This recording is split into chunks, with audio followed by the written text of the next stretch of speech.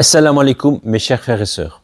Dans le chemin de la foi, dans les efforts que nous faisons pour être utiles, pour transmettre, ou même pour simplement rester droit, il y a un mot qui revient souvent, mais qu'on oublie parfois de le vivre vraiment. C'est la sincérité, al-ikhlas. C'est un mot court, mais immense. Un mot simple, mais qui ouvre des portes vers l'éternité. Alors aujourd'hui, dans cette capsule, nous allons explorer ce qui signifie ikhlas et pourquoi il est le cœur de toute action spirituelle, la base de tout service religieux et la clé des bénédictions invisibles. Tout d'abord, rappelons une vérité essentielle dans ce monde et surtout dans le cadre religieux. Le plus important, ce n'est pas ce que l'on fait, mais pour qui on le fait.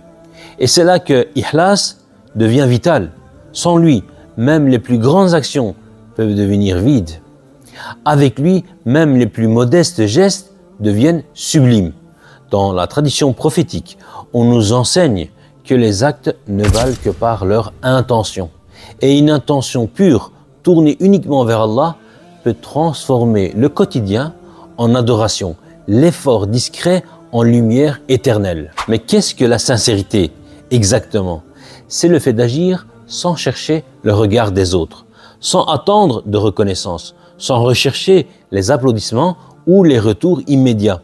C'est faire une action uniquement pour plaire à Allah, même si personne ne la voit, même si personne ne dit merci, même si elle passe inaperçue aux yeux du monde.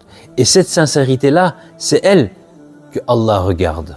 Dans les textes spirituels, on nous enseigne que l'ikhlas est le fondement principal de toute œuvre durable, la force la plus puissante dans les services religieux, l'intercesseur le plus accepté auprès d'Allah, la prière intérieure la plus exaucée, le moyen le plus miraculeux pour atteindre ses buts et enfin la forme d'adoration la plus pure. Rien que cela. Et si ces qualités semblent nombreuses, ce n'est qu'un aperçu, car l'ikhlas est vivant. Il se reflète dans notre comportement, dans nos silences, dans nos efforts invisibles. Mais attention, la sincérité n'est pas toujours facile à atteindre. C'est un combat contre l'ego, contre le besoin d'être vu, entendu, reconnu. C'est un travail intérieur, discret mais constant. Et c'est surtout un chemin collectif aussi que personnel. Quand par exemple, plusieurs personnes œuvrent ensemble avec sincérité, leurs cœurs s'unissent, leur énergie se renforce et leurs actions deviennent porteuses de lumière. On ne parle plus simplement d'un individu sincère, mais d'une fraternité sincère, d'un mouvement porté par la recherche de l'agrément divin. Alors concrètement, comment savoir si nous avons de la sincérité? Pose-toi une question simple. Si personne ne voyait ce que je fais, est-ce que je le ferais quand même? Si la réponse est oui, alors tu es sur le droit chemin. Et pour nourrir cette sincérité, il faut 3 choses. Première chose, renouveler son intention régulièrement.